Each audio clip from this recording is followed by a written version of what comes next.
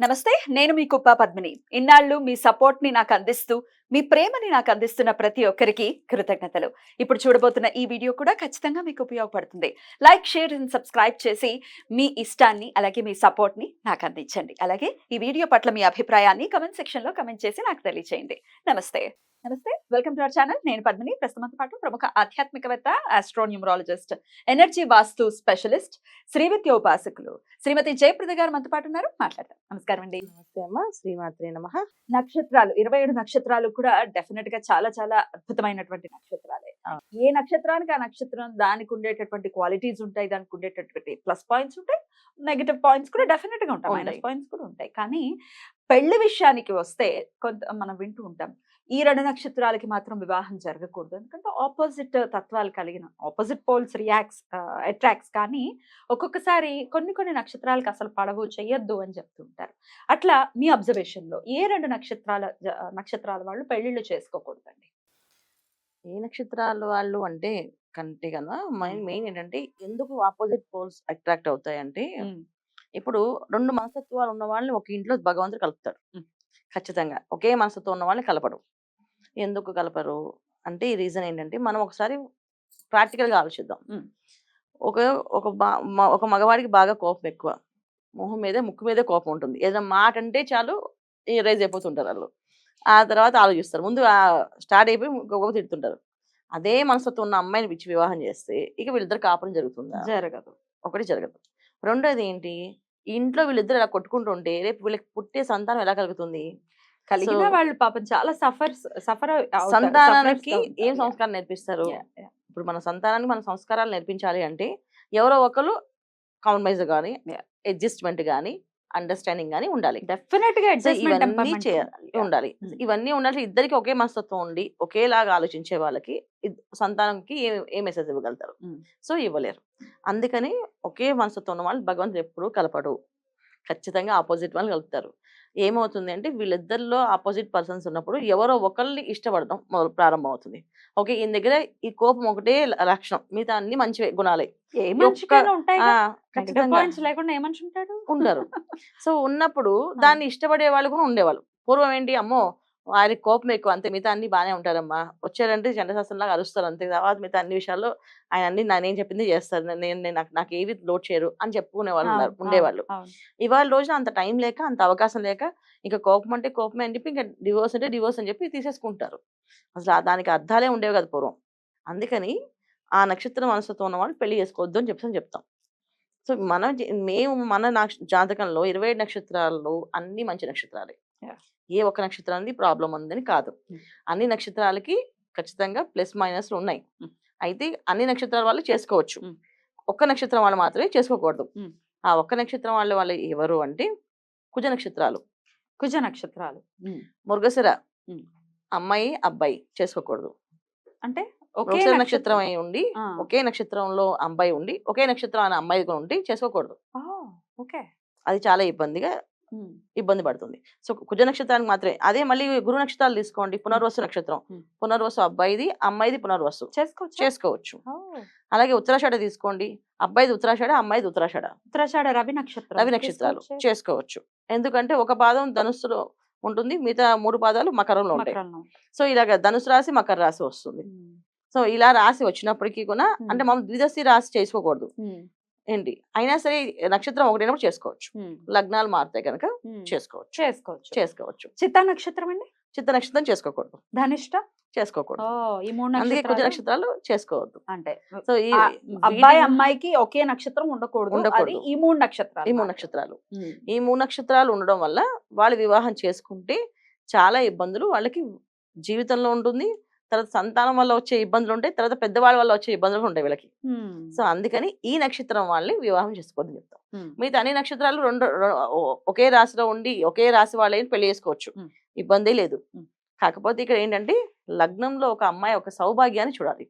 ఇప్పుడు ఒక వివాహం అంటే ఏంటి, ఒక స్త్రీని తెచ్చుకుంటున్నాం అంటే ఒక ఇంటి నుంచి ఈ స్త్రీకి దాంపత్య జీవితంలో ఎటువంటి ఇబ్బంది లేకుండా, తర్వాత సౌభాగ్య విషయంలో ఎటువంటి ఇబ్బంది లేకుండా, దాంపత్య విద్యలో ఎటువంటి ఇబ్బంది లేకుండా ఉండాలి అంటే సంతానం కలుగుతుంది, అది చూసుకోవాలి.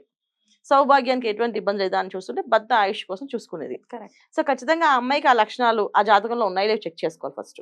అది ఉన్నాయి అంటే చేసుకోవచ్చు. ఉమ్, ఇంకా ఇప్పుడు ఇప్పుడు చాలా మంది ఆ అమ్మాయి చేసుకుంటే మాకు కలిసి వస్తుందా, ఉమ్. ఆ అమ్మాయిని చేసుకుంటే మా అబ్బాయికి ఉద్యోగం వస్తుందా, ఇవన్నీ కాదు కావాల్సింది. ఆ అమ్మాయిని చేసుకుంటే మా వంశం అభివృద్ధి అవుతుందా, అభివృద్ధి అవుతుంది. అభివృద్ధి అవుతుందా లేదా కనుక్కోవాలి. ఇది అడగడం సౌభాగ్యం మానేసి ఉందా? సౌభాగ్యం ఎలా ఉంది అవును. అమ్మాయికి ముందంటూ మనం బతికుండాలా ఆ, అవన్నీ ఎంజాయ్ చేయాలి. చెయ్యాలంటే ముందు ఇవి ఉండాలి కదా. అవి కాదు, ముందు ఉద్యోగం కావాలి, ఆ, డబ్బులు రావాలి. వాళ్ళిద్దరు కలిసాయి ఏం కలిసాయా వాళ్ళిద్దరు అండర్స్టాండింగ్ బానే ఉంటుందా, ఉమ్. అది కదా. అమ్మాయి సౌభాగ్యం ఎలా ఉంది, హా. సౌభాగ్యం ఎంత వరకు ఉంది. ఎలా చూస్తారండి ఒక 100%. జాతక ఆడపిల్ల జాతకంలో సౌభాగ్యాన్ని ఎలా చూస్తారు? అష్టమ స్థానాన్ని చూస్తారు ఉమ్, నాన్న. ఉమ్, అష్టమ స్థానాన్ని సౌభాగ్యాన్ని చూస్తాం. ఎందుకంటే ఉమ్, ఈ అమ్మాయి జాతకంలో అష్టమ స్థానం ఎలా ఉంది, అబ్బాయి జాతకంలో అష్టమ స్థానం ఎలా ఉంది. ఉమ్, సో ఆ అబ్బాయికి అష్టమ స్థానం బాగాలేకపోయినా, ఈ అమ్మాయికి అష్టమ స్థానం బాగాలేకపోయినా, ఒకరికి బాగాలేకపోతే ఇంకొకరికి బాగుంది అనుకోండి. సో ఈ అష్టమది బాగానే కలిసి వస్తుందని చెక్ చేస్తాం. ఉమ్, అది ఉమ్, ఖచ్చితంగా అష్టమ స్థానాన్ని తర్వాత వ్యయ స్థానాన్ని చెక్ చేయాలి. ఉమ్. సో ఇవి రెండు కూడా చూస్తాం, అమ్మాయికైనా అబ్బాయికైనా. వాళ్ళిద్దరిని వివాహం చేసుకోవాలంటే ఫస్ట్ వాళ్ళిద్దరు చూసే జాతకాల్లో వ్యయ స్థానాలు, అష్టమ స్థానాలు, తర్వాత చతుర్థ స్థానాలు, ఉమ్. కుటుంబ స్థానం అంటే కుటుంబం అభివృద్ధి అవుతుందా అవదా, ఉమ్. చతుర్థ స్థానం చెక్ చేయాలి. ఉమ్. సో చతుర్థ స్థానం, సో కలిసి వస్తుంది లేదని ఇలాంటివన్నీ చెక్ చేయకుండా ఓన్లీ నక్షత్రాలు కలిసేలే చూడండి, మాకు వాళ్ళకి మాకు మాటలు బాగున్నాయి, అన్నీ బాగున్నాయి అంటే కాదు. అన్నీ బాగున్నా చాలా మంది సంతానం లేకుండా ఉన్నారు కదా, ఉమ్. సంతానం కలగలేదు కదా. ఉమ్. కొంతమంది కలిసే ఉంటారు కానీ వీళ్ళు వివాహం అయ్యి చాలా ఏళ్ళైనా సంతానం కలగదు. కొంతమంది వివాహం అవగానే ఎంతో రంగరంగ వైభవంగా వివాహం చేసుకుని డివోర్స్ తీసుకుని విడిగా ఉంటారు. Yeah. సో ఇలాంటివన్నీ కూడా ద్వితీయ వివాహం ఉందా లేదా, ఉమ్. ఈ అమ్మాయికి అది కూడా ద్వితీయ అవకాశం, తెలుస్తుందా? అవి కూడా తెలుస్తాయి. ఉమ్. అవి కూడా చెక్ చేసుకోవాలి. ఉమ్. ఎన్ని చూసుకుని అప్పుడు మనం ముందుకు వెళ్ళాలి. ఉమ్. చాలా మంది పూర్వం ఏంటంటే జాతకాలు చూసేవాళ్ళు కాదు, అసలు జాతకాన్ని లెక్క వేసేవాళ్ళే కాదు పూర్వం. ఉమ్. ఎందుకు అంటే అప్పుడు పూర్వం అందరూ ట్రాన్స్పరెన్సీగా ఉండేవాళ్ళు మనుషులు. కుటుంబం ఏంటి, ఆ కుటుంబంలో మనుషులు ఏంటి, వాళ్ళ తత్వాలు ఏంటి అని ఎదురు వాళ్ళు తెలిసేది. బయట వాళ్ళకి వెళ్ళి పెళ్లి చేసుకునేవాళ్ళు కదా వివాహాలు, ఇంట్లో కుటుంబంలోనే వాళ్ళే కదా. చూసుకునేవాళ్ళు.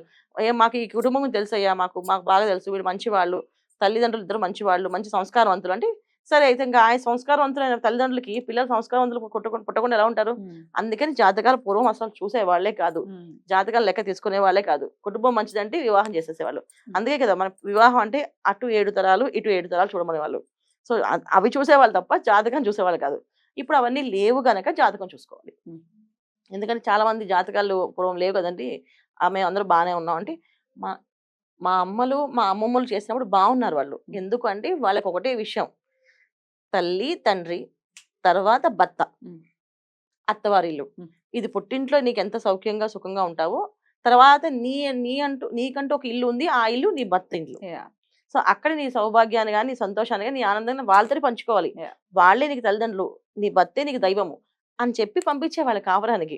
ఇప్పుడు వాళ్ళు అలా పంపిస్తున్నావా? అదే చిన్నది ఏదైనా ఈగో క్లాష్ వచ్చిందంటే ముందు పెట్టా బెడ సర్దుకో ఇంటికి వచ్చి. అసలు ఇంటికి వచ్చేవారు కాదు నన్ను. అసలు ఇప్పుడు ఎలా అయిపోయిందంటే కలిసే ఉంటున్నారు, అబ్బాయి అమ్మాయి ఇంటికి వచ్చేస్తున్నాడు. పెళ్ళైన 3 రోజులే ముచ్చటగా 3 రోజులే, తర్వాత నుంచి అమ్మాయి అమ్మగారి ఇంట్లో ఉంటుంది, అబ్బాయి ఇక్కడికే వస్తున్నారు, వీళ్ళకి ఒక బెడ్రూమ్ ఇచ్చేస్తున్నారు. సరే, ఇంకా అది ఇల్లరికం అని అనుకోవాలి. ఒక్కొక్కసారి మనకి పాత రోజుల్లో కూడా ఇల్లరికం ఉండేది కదా. కానీ ఈ పేరెంట్స్ ఎప్పుడైతే గారాబంగా పెంచొచ్చు, పిల్ల అంటే ప్రేమ ఉండొచ్చు, కానీ ఎంతవరకు మనకి ఎవరిలో అయినా నెగటివ్ పాయింట్స్ ఉంటాయి కదా, ఉండకుండా ఖచ్చితంగా ఉంటాయి. డివోర్సే ఆన్సర్ అనుకుంటే ఎట్లా? అలా అని ఫిజికల్ అబ్యూస్ జరుగుతోంది, కొడుతున్నారు అని అంటే ఉండమని కాదు కదా మన ఉద్దేశం. అవును. ఏదో చిన్న చిన్న ఉంటే అడ్జస్ట్మెంట్ టెంపర్మెంట్ అనేది అలవర్చుకోవాలి. డివోర్స్ తీసుకుంటే ఇంకెక్కడ ఎక్కడ ఎండేది ఎండ్ ఉండదు. ఇప్పుడు ఇది ఓకే, తర్వాత ఇంకొకటి ప్రాబ్లం ప్రాబ్లం వస్తే ఏం చేస్తాం? సొసైటీ అనేది ఒకటి ఉందా, ఖచ్చితంగా ఉంటుంది, చూస్తుంది. దానికి మనం భయపడాలి కదా. ఖచ్చితంగా భయపడాలి. రైట్. ఎనీవేస్, కుజ నక్షత్రాల్ని మాత్రమే చేసుకోవచ్చు, అదర్వైజ్ ఏ నక్షత్రం వాళ్ళైనా ఒకే నక్షత్రం అయినా చేసుకోవచ్చు చక్కగా. అంటే వీళ్ళకి లగ్నాల్లో మనం మళ్ళీ దీనికి అంటే చూడండి, ఏ పనైనా కండిషన్స్ అప్లై అని చెప్పి అంటారు కదా, కండిషన్స్ అప్లై అంటే సో ఏ నక్షత్రం ఒకటేనో చేసుకోవచ్చప్పటికి లగ్నాలు ఏమిటి, ఏ లగ్నాల్లో ఉన్నారు వీళ్ళు, సో అష్టమ స్థానం, వ్యయ స్థానం, చతుర్థ స్థానం ఎలా ఉంది, ఇవి ఖచ్చితంగా పాటించాలి. మళ్ళీ ఇవి వదిలే నక్షత్రాలు చేసుకోమన్నాం కదా, నక్షత్రాలు మేము ఇదే 2 నక్షత్రాలని మీరు చేసేసుకుంటాం అంటే కాదు. ఒకవేళ అలాంటి జాతకం వచ్చి నక్షత్రం సేమ్ అయినప్పుడు మనం ఆలోచించాలి. ఇప్పుడు అమ్మో నక్షత్రం చేసుకోవచ్చో చేసుకోకూడదు, ఎందుకంటే నక్షత్రాలు ఎందుకు చూస్తాము, అబ్బాయికి సంపత్తార, సాధంతార, క్షేమతార, మిత్రతార, ఇలాంటి తారాబలాలు చూస్తాం. ఆడపిల్లకి అబ్బాయి నక్షత్రం ఏమైంది, తారాబలం ఏమైంది, అబ్బాయికి అమ్మాయి నక్షత్రం, అలా తారాబలం ఉన్నప్పుడు ఇద్దరికి జన్మతార అవుతుంది కదా, జన్మతార అయినప్పుడు చేసుకోవచ్చు అనేది ఒక డౌట్ ఉంది. అమ్మో జన్మత ఇలా Beautiful అండి. చాలా చక్కగా వివరించారు. Thank you so very much అండి. నమస్తే. శ్రీమాత్రే నమః.